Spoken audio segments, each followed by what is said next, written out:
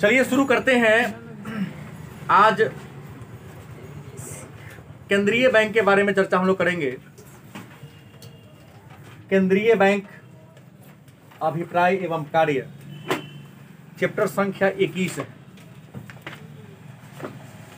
केंद्रीय बैंक मतलब central bank. केंद्रीय का मतलब क्या होता है? सेंट्रल। इसका मतलब और इसका कार्य क्या है? तो सबसे पहले जान ले कि केंद्रीय बैंक का अभिप्राय क्या है। केंद्रीय बैंक का अभिप्राय क्या है? मतलब क्या है केंद्रीय बैंक का? तो पहला बात जान लो कि केंद्रीय बैंक एक वित्तीय संस्था है, फाइनेंशियल कॉरपोरेशन। किसी भी देश के बैंकिंग व्यवस्था के एपेक्स पॉइंट पर, मतलब शीर्ष बिंदु पर जो बैंक होता है, उसी बैंक को हम केंद्रीय बैंक के नाम से जानते हैं। किसी भी देश में बैंकिंग व्यवस्था के एपेक्स पॉइंट पर, शीर्ष बिंदु पर, उच्चतम बिंदु पर, जैसे आपके घर में आप सबसे निचले सीढ़ी पर हैं, आपके ऊपर आपके पिताजी हैं और आपके पिताजी के ऊपर आपके दादाजी हैं। तो परिवार में सबसे एपेक्स शीर्ष बिंदु पर आपके दादाजी हैं। वैसे ही भारत के बैंकिंग व्यवस्था में जो दादा वाला पोस्ट पर जो बैंक है, उसी बैंक को हम केंद्रीय बैंक के नाम से जानते हैं। मतलब बैंकिंग व्यवस्था में सबसे ऊपर जो बैंक है, उच्चतम शिखर पर, एपेक्स पॉइंट पर जो बैंक मौजूद है, जो बैंक स्थित है, उस बैंक को हम केंद्रीय बैंक के नाम से जानते हैं। अब है तो केंद्रीय बैंक की परिभाषा क्या है? तो अलग अलग विद्वानों ने केंद्रीय बैंक को अलग अलग तरीके से परिभाषित करने का काम किया है। एक परिभाषा दिए हैं सैमुअल्सन। सैमुअल्सन एक विद्वान है जिन्होंने केंद्रीय बैंक को परिभाषित करते हुए लिखा है कि केंद्रीय बैंक का एक कार्य है, यह अर्थव्यवस्था, मुद्रा की पूर्ति तथा साख को नियंत्रित करने का कार्य करती है। मतलब इसको आसान से समझा जाए, सैमुअल्सन का कहना है केंद्रीय बैंक वह बैंक है जो किसी अर्थव्यवस्था में मुद्रा की पूर्ति करती है और साख का नियंत्रण करती है। मतलब किसी देश की अर्थव्यवस्था में मुद्रा का पूर्ति करने वाला और साख का नियंत्रण करने वाला जो वित्तीय संस्था है, उसी वित्तीय संस्था को हम क्या कहते हैं? मतलब मुद्रा के पूर्ति करने वाला और साख का नियंत्रण करने वाली संस्था को कौन बैंक कहते हैं? यह बात कौन कहा? सैमुअल्सन ने कहा। डी कॉक ने केंद्रीय बैंक को परिभाषित करते हुए लिखा कि केंद्रीय बैंक वह बैंक है, केंद्रीय बैंक वह बैंक है जो देश की मौद्रिक और बैंकिंग प्रणाली के शिखर पर है। देश के मौद्रिक प्रणाली और बैंकिंग प्रणाली के शिखर पर जो बैंक है, उसी बैंक को हम क्या कहते हैं? हमने पहले ही कहा केंद्रीय बैंक वह बैंक है जो बैंकिंग व्यवस्था के एपेक्स पॉइंट पर, शीर्ष बिंदु पर है। गलत कि सही? अब मन में होगा कि केंद्रीय बैंक के कार्य को लिखें। तो पहला बात, 2 नंबर का प्रश्न यहीं से क्लियर हो जाएगा। जैसे कहें केंद्रीय बैंक के कार्य को लिखें, तो 6 पॉइंट 5 पॉइंट लगातार यहाँ है। गलती लिख दिया, यहाँ 7 8 होना चाहिए। कोई बात नहीं है। तो केंद्रीय बैंक के कार्य पूरा पॉइंट लिख देते हैं, कम से कम 4 5 6, तो 2 नंबर ना मिलेगा। अगर 5 नंबर वाला है पूछे तो किसी 4 5 को जो तुमको आसान लगे उसको डील कर देना है। आइए हम सबको एक एक करके व्याख्या करते हैं। केंद्रीय बैंक का काम क्या है? तो पहला काम है नोट का निर्गमन करना, मतलब नोट को जारी करना। निर्गमन करना मतलब जारी करना। भारत में या किसी भी देश में केंद्रीय बैंक का पहला काम क्या होता है? नोट का निर्गमन करना, मतलब नोट को क्या करना? जारी करना। मतलब हर देश में नोट छापने का काम कौन करता है? और प्रायः विश्व के सभी देश में एक केंद्रीय बैंक है। केवल अमेरिका ऐसा देश है जहां 12 केंद्रीय बैंक है। कितने केंद्रीय बैंक है? लेकिन 12 पर भी एक है। और भारत में भी एक केंद्रीय बैंक है, नाम है RBI, reserve bank of India, जिसका गठन 1934 के बैंकिंग अधिनियम के द्वारा 1935 में की गई। उस समय यह प्राइवेट बैंक था, उसकी पूंजी मात्र 5 करोड़ रुपया थी। इसका राष्ट्रीयकरण 1 जनवरी 1949 को किया गया। आज देश की मुद्रा व्यवस्था में सबसे पूरा स्थान इसी का है। तो केंद्रीय बैंक का पहला काम क्या है? नोट का निर्गमन करना, अर्थात नोट का जारी करना। मतलब 2 रुपया के कागजी नोट से लेकर और 2000 तक के कागजी नोट कौन जारी करता है? और भारत के केंद्रीय बैंक का नाम क्या है? सरकार का बैंकर, एजेंट व वित्तीय सलाहकार के रूप में करता है। केंद्रीय बैंक चाहे जिस देश का हो, उस सरकार का बैंकर होती है। कहोगे सरकार का बैंकर मतलब? तो सरकार के जितना भी पैसा आता है सब कहाँ जमा होता है? केंद्रीय बैंक में जमा होता है। तो सरकार का बैंकर किसे कहते हैं? सरकार का एजेंट, सरकार का रुपया का लेन देन करने वाला एजेंट कौन है? केंद्रीय बैंक। और सरकार का वित्तीय सलाहकार, अगर अर्थ के मामला में सलाह लेती है सरकार तो किससे? केंद्रीय बैंक से लेती है। तो सरकार का वित्तीय सलाहकार कौन है? केंद्रीय बैंक। बैंकों का बैंक, केंद्रीय बैंक को बैंकों का बैंक कहा जाता है। और भारत में बैंकों का बैंक कौन है? तू बोलेगी। भारत में बैंकों का बैंक कौन है? आरबीआई। कौन है? मतलब केंद्रीय बैंक को हम बैंकों का बैंक कहते हैं। तो भारत का केंद्रीय बैंक का नाम क्या है? तो भारत में बैंकों का बैंक कौन है? कहोगे सर बैंकों का बैंक क्यों कहते हैं? तो सभी बैंक को शाखा खोलने के लिए लाइसेंस, बैंक को स्थापित करने के लिए लाइसेंस, मान्यता कौन देती है? आरबीआई। और सारे बैंक को आरबीआई के नियंत्रण में रहकर ही उसके द्वारा बताए गए दिशा निर्देश के अनुसार ही काम करना पड़ता है। इसलिए उसे क्या कह दिया? बैंकों का बैंक। उसके बाद अंतिम ऋणदाता, सरकार का अंतिम ऋणदाता कौन है? ऋणदाता ने कर्जा देने वाला कौन है? आरबीआई। सरकार का जब सब रास्ता बंद हो जाता है, केनहू से कर्जा मिलने का कोई चांस नहीं होता है, तो अंत में सरकार किससे कर्जा लेती है? आरबीआई। तो सरकार का अंतिम ऋणदाता कौन होता है? केंद्रीय बैंक। कोई दिक्कत? खड़ा हो बुआ रे तुम। भारत सरकार का अंतिम ऋणदाता कौन है? आरबीआई। सिद्ध। विदेशी विनिमय कोष का संरक्षण, हमारे देश के विदेशी मुद्रा भंडार में कितना रुपया है उसको सुरक्षित रखने का काम कौन करता है? आरबीआई, केंद्रीय बैंक। मतलब किसी भी देश में जो विदेशी मुद्रा का भंडार होता है, उस विदेशी मुद्रा के भंडार को सुरक्षित रखने का काम कौन करता है? केंद्रीय बैंक के द्वारा किया जाता है। उसके बाद है समाशोधन गृह। क्या है? समाशोधन गृह के रूप में काम करना। कहोगे सर समाशोधन गृह क्या है? तो हर बैंक का दूसरे बैंक से लेन देन होता है। हर बैंक का दूसरे बैंक से लेन देन होता है कि नहीं होता है? तो लेन देन संबंधी जो विवाद होता है, जो समस्या आती है, उस समस्या का समाधान कौन करता है? केंद्रीय बैंक। केंद्रीय बैंक के द्वारा किया जाता है। इसलिए केंद्रीय बैंक को समाशोधन गृह के रूप में काम करते हैं। एक मिनट।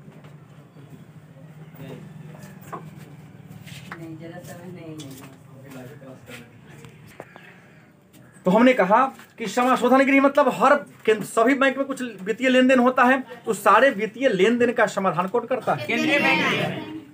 तो केंद्रीय बैंक का समाशोधन गृह माने सभी प्रकार के समस्याओं का समाधान करने वाला घर है। समाशोधन गृह में तो देहाती भाषा में कह दिया, आम भाषा में कह दिया जाए तो सभी बैंकों का जो समस्या होता है, जैसे आप लोग भाई बहन में छोटा छोटी कर लेते हो, तो बाबूजी आके 2-4 मुका दोनों को दिए समाधान, वैसे ही केंद्रीय बैंक समाशोधन गृह के रूप में काम करती है। शाख का नियंत्रण, मार्केट में कितना रुपया जाएगा, कितना ब्याज पर दियाएगा, ब्याज का दर क्या होगा, शाख नियंत्रण करने का काम कौन करती है? केंद्रीय बैंक। शाख नियंत्रण करना होगा तो क्या करेगा? ये बढ़ा देगा आपको, सीआरआर का दर बढ़ा देगा, कैश रेशियो रिजर्व का क्या करेगा? दर बढ़ा देगा। कहेगा तुम्हारा हमारे पास 4% है ना, 10% कर दो, तो ऊपर पैसा कहाँ चल जाएगा? आरबीआई के पास। तो पैसा घर जाएगा तो ब्याज पर क्या लगाएगा? तो शाख नियंत्रण के कई तरीके हैं, मैं यहाँ चर्चा करूंगा, लेकिन शाख नियंत्रण करने का भी काम इसके पास देश के विकास के लिए भी काम करती है। बड़ी बड़ी परियोजना सरकार बनाती है, उन परियोजना में कर्ज देती है। इसके अलावा अन्य काम भी है, आंकड़े एकत्र करना, वित्तीय आंकड़ा, अंतर्राष्ट्रीय संस्थाओं जैसे विश्व बैंक, अंतर्राष्ट्रीय मुद्रा कोष, एशियाई विकास बैंक, जो भी अंतर्राष्ट्रीय बैंक है उससे संस्थाओं से संबंध रखती है, बैंकों का सर्वेक्षण करती है, देश में जितना भी व्यापारिक बैंक है सबका सर्वेक्षण करती है, काम ठीक ठाक से कर रहा है या नहीं, इसी का काम है। विकास गोष्ठी का आयोजन हर जिला में, हर राज्य के मुख्यालय में जा जाके साल में एक आध बार बैठक बुलाती है और सभी बैंक के मैनेजर कर्मचारी वहां जाते हैं और बैंक में क्या क्या सुधार होना चाहिए उन सुधार पर चर्चा होती है। आइए अब है तो होगा कि मन में शाख का नियंत्रण क्या है। तो केंद्रीय बैंक के द्वारा, किसी भी देश के केंद्रीय बैंक के द्वारा मार्केट में मुद्रा का प्रबंधन करने की, मुद्रा का मैनेजमेंट करने की जो नीति है, मुद्रा का प्रबंधन करने की जो नीति है, या कर्जा देने की, बैंकों के पास कर्ज देने की शक्ति होती है, तो बैंकों के कर्ज देने की शक्ति को कम करने की नीति को हम शाख नियंत्रण की नीति के नाम से, शाख का मतलब होता है विश्वास, बैंकों के शाख मतलब ऋण देने के, कर्ज देने के क्षमता को कम करने वाली नीति को हम क्या कहते हैं? शाख नियंत्रण। शाख नियंत्रण का मतलब ये होता है कि ऋण देने की क्षमता में क्या कर देना? कटौती कर देना। और केंद्रीय बैंक ऋण देने की क्षमता में कटौती दो तरीका से करता है। पूछा क्या प्रश्न है? एक मात्रात्मक रीति के द्वारा और दूसरा गुणात्मक या चयनात्मक रीति के द्वारा। तो पहला बात वस्तुनिष्ठ वाला जान लो। पूछता है इसमें शाख नियंत्रण की कौन मात्रात्मक विधि नहीं है? याद कर लो, शाख नियंत्रण की 4 मात्रात्मक रीति है। शाख नियंत्रण की मात्रात्मक तरीका कै गो है? 4। बैंक दर नीति, खुले बाजार की क्रिया, नगद कोष अनुपात में परिवर्तन, सावधिक तरलता अनुपात में परिवर्तन। कल चर्चा सब पर हम किए थे, फिर अभी करूंगा, टेंशन मत लो। तो 2 नंबर का एक प्रश्न भी बन गया कि केंद्रीय बैंक शाख नियंत्रण के लिए या केंद्रीय बैंक के द्वारा शाख नियंत्रण के लिए अपनाए गए मात्रात्मक तरीकों को लिखे।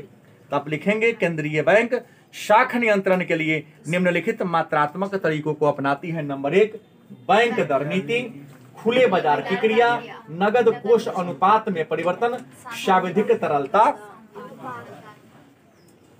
कहेगा बैंक दर क्या है?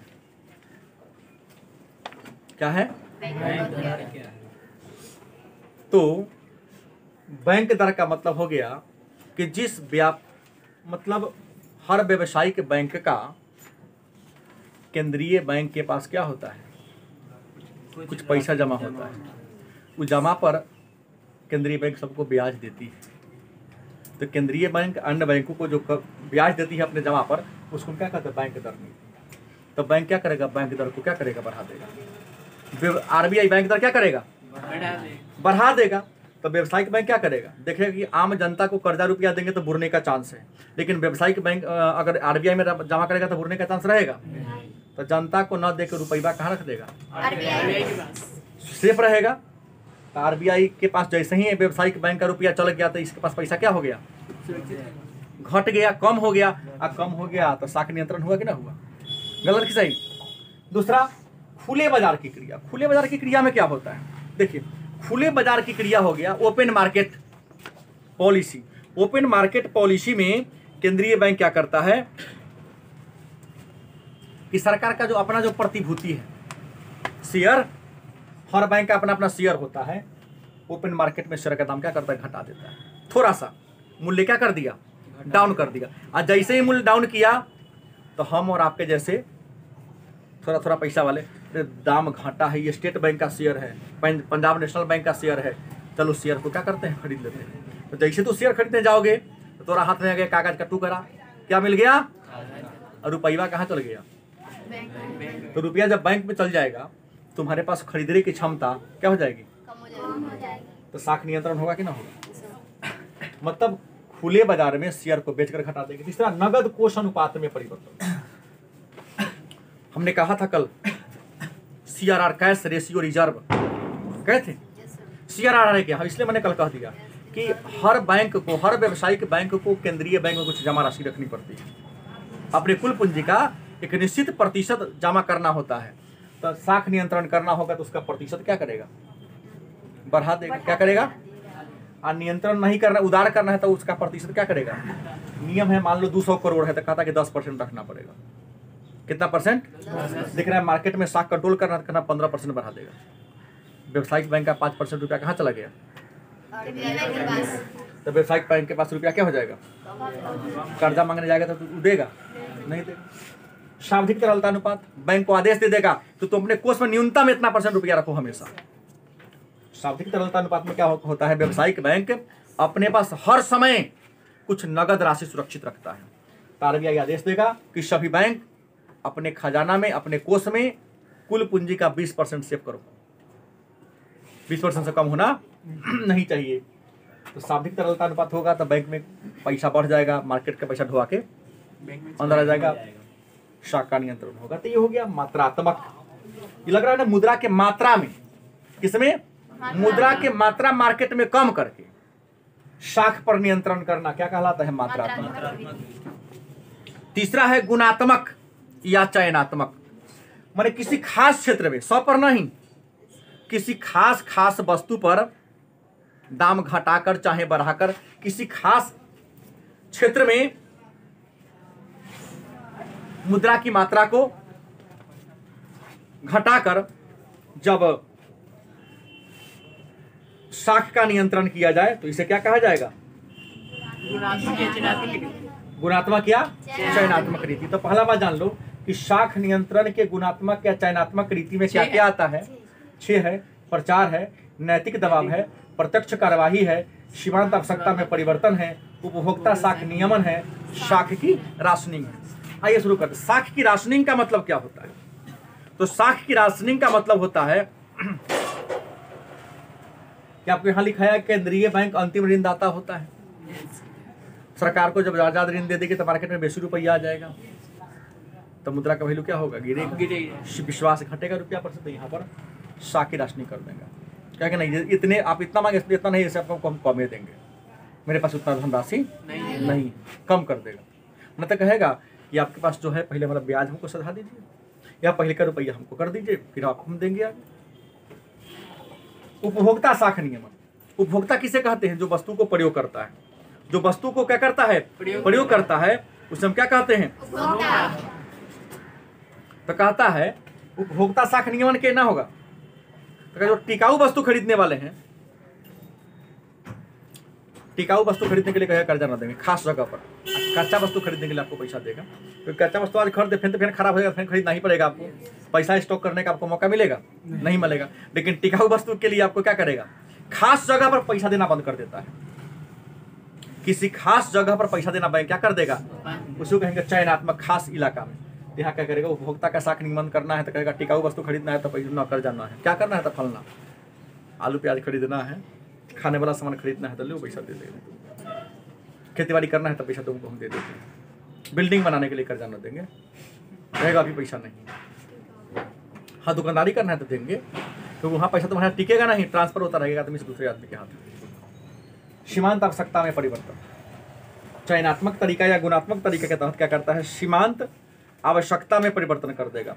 सीमांत आवश्यकता में परिवर्तन का मतलब क्या होगा कि हर बैंक को ऋण देने की सीमा है, ऋण देने की क्या है, सीमा है। जैसे मान लो कि आरबीआई ने नियम बना दिया है कि अपने कुल धनराशि का हम 40% हम ब्याज देंगे, तो कर्जा लगाएंगे, नियम बना देगा नहीं, हम अब 25% लगाएंगे। क्या परसेंट, 40% नियम नहीं, देश से मुद्रा का वैल्यू डाउन हो रहा है, तब हम 40% कर्जा पर रुपया न लगा के हम क्या % लगाएंगे, 25%। तब 15% लोगों को ऐसा ही कम मिलेगा, मार्केट में रुपया कम आएगा, शाख नियंत्रण हो जाएगा। उसके बाद प्रत्यक्ष कार्रवाई, उसके बाद क्या है, प्रत्यक्ष कार्रवाई। प्रत्यक्ष कार्रवाई में क्या है कि केंद्रीय बैंक नियम बनाती है, उसी नियम को फॉलो करता है कौन बैंक, व्यापारिक बैंक। तो केंद्रीय बैंक तुरंत छापामारी की बैंक सब पर कि हमने जो रूल बनाया है उस रूल को तो फॉलो कर रहा है कि नहीं, वो डायरी चेक कर देगा, तू कौना कनौ के कितना कितना कर्जा दिया देखा लिस्ट में, और थोड़ा भी ज्यादा होगा उस बैंक पर नाना प्रकार के, अनेक प्रकार के क्या करेगा, प्रतिबंध लगा देगा। तो प्रत्यक्ष कार्यवाही में मतलब केंद्रीय बैंक व्यावसायिक बैंक के गतिविधियों को देख करके उसके कर्ज देने की क्षमता पर क्या करेगा, कंट्रोल करेगा, डरा देगा। अरे फलाना दिन चेक आने वाला है, वो तो बैंक का है, पन्ना फाड़ के फेंक नहीं सकता है, फाड़ के फेंकेगा, जो लिया होगा तो बल्ले बल्ले हो गई, दिखाओ रिकॉर्ड में कहा हमारा नाम। अब वो देखने थोड़ी, तब ऑनलाइन मार्केटिंग हो गया है, तुरंत उसके हाथ में सारा डाटा है, तो हमारा बैंक का पिन मांगेगा और खोल कर रिकॉर्ड देख लेगा कि कितना कितना तू कर्जा दिया, तो पूंजी कितना है और कितना रुपया कर्जा दिया, परसेंट निकालेगा, तभी को बेसी होगा कहेगा तुम्हारे ब्रांच को हम लाइसेंस रद्द कर देंगे। नैतिक दबाव क्या है? नैतिक दबाव सरकार प्रचार के दो नैतिक दबाव में क्या होता है, लोगों में कुछ विज्ञापन के माध्यम से अलग अलग तरीका से आपको क्या करेगी, दबाव डालेगी। भाई अपने जो पैसा खर्च करने की क्षमता है उसको क्या किया जाए, कम किया जाए। और जो अधिक से तुम्हारे पास पैसा है बैंक में क्या किया जाए, रखा जाए, क्योंकि रखोगे तुम्हारे फायदा होगा भविष्य में। जैसे ही आपको नैतिकता पर प्रहार करेगा, तुम भी चाहोगे ठीक है तो कह रहा है, तो पैसा कहाँ डाल दोगे, बैंक में। मार्केट में पैसा रहेगा नहीं, साख ऑलरेडी क्या हो जाएगा, कंट्रोल हो जाएगा। और प्रचार के द्वारा टेलीविजन पर हमेशा प्रचार होता है कि बूंद बूंद से तालाब बनता है। आप टारगेट कर लो कि हमको इतना साल की उम्र में करोड़पति बनना है, मतलब इतना साल की उम्र तक मुझे क्या बनना है, करोड़पति बनना है। तो सिखाता है कि अभी तुम्हारा उम्र कितना है, तुम्हारा उम्र अभी चल रहा है 16 साल, मान लो 20 साल, ठीक, तुम्हारा उम्र कितना चल रहा है, मान लो उदाहरण स्वरूप 20 साल चल रहा है। तो हमको कितना बार इसमें 60 साल में करोड़पति बनना है, तो बीच का डिफरेंस कितना हुआ, 40। कितना होगा, 40 वर्ष। अब 40 वर्ष हो गया, तो 40 वर्ष तुम्हारे पास आ गया, तो 40 गुने 2.5 बराबर होता है 100। 40 में हम 2.5 से गुना करेंगे तो कितना हो जाएगा, 100 हो जाएगा। करोड़ बनाना है, मतलब आपको हर साल 2.5 लाख रुपया बचाना होगा। हर साल कितना बचाना पड़ेगा, 2.5 लाख रुपया बचाना पड़ेगा। तो 12 महीना में 2.5 लाख, एक महीना में मोटा मोटी 30,000। हाँ 30,000, मतलब इसका तो प्रतिदिन आपको 1,000 रुपया बचाना होगा। मतलब आप 60 वर्ष पहुंचते पहुंचते करोड़पति बनाता। आसान तरीका है, तो इस छोटा तरीका से अरे 1,000 ना 2 डेली बचावे के, हम तो बचा ही लेंगे इतना मेहनत करके। ऐसा ऐसा आप पर बात कहेगा, तुरंत आपको दिशा में मोड़ देगा। अच्छे लोगों के शरण में जाओगे, गारंटी है तुम्हारा डेवलपमेंट होना शुरू हो जाएगा। यहाँ पर ये सिखा देगा 2 मिनट में। हमको 60 वर्ष होते होते हमको करोड़पति बनना है। करोड़पति बनना गलती बोलते, ऐसा ही बोलते। ऐसा ऐसा प्रचार करके आपके खर्च करने की, जो हर दिन बिरयानी खाते हो ना, हमारा शरण में रहो, बिरयानी वाला करवा देंगे तुमको। हाँ बना देंगे करोड़पति 4 साल में। हाँ, और शाख नियंत्रण में कठिनाई है, लेकिन जान लीजिएगा शाख नियंत्रण में क्या है कठिनाई, क्या तो बिरयानी, क्या वाल्मीकि सिंह, बहुत कठिनाई है। दिक्कत क्या है, तो बैंक शाख के अतिरिक्त अन्य शाख भी है। मार्केट में बैंक शाख के अलावा भी बहुत प्रकार का अन्य क्या है, शाख है। क्या है, तो गांव में एक से एक महाजन ब्लैक मनी सब रखले लोग सब है, वो कर्जा देने को तैयार है। तब मार्केट में रुपया घटेगा कभी नहीं घटेगा। दूसरा, सभी बैंक पर नियंत्रण का अभाव है। भले ही केंद्रीय बैंक बैंकों का बैंक है, लेकिन आपको बता दे आज भी बहुत ऐसे बैंक है जिसका कहन जो केंद्रीय बैंक का कहना नहीं मान रही है। सही बोल रहा हूँ,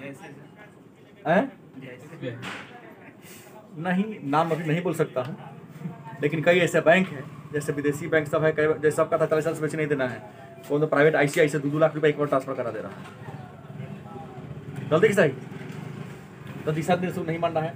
और शाख के अंतिम उपभोग पर नियंत्रण का अभाव, माने शाख का जो अंतिम नियंत्रण कर रहे हैं, उपभोग कर रहे हैं, प्रयोग कर रहा है, वो हम नियंत्रण का अभाव है। लेता है कोई काम करने के लिए, कर देता है कोई और काम। सही बात है। बैंक कहती है आपको बिजनेस के लिए पैसा देना, हाथ में कैश नहीं देना है। पढ़ने के लिए आपको हम कर्जा दे रहे हैं, हाथ में कैश नहीं देंगे, यूनिवर्सिटी को देंगे। अब हमारा बड़ा होशियार लोग हैं, मैनेजर को देखा 10 रुपया हाँ दे दिए, सर दे दिए ना, कैसे रुपया, ऐसे करके गड़बड़ी हो जाती है। हो गया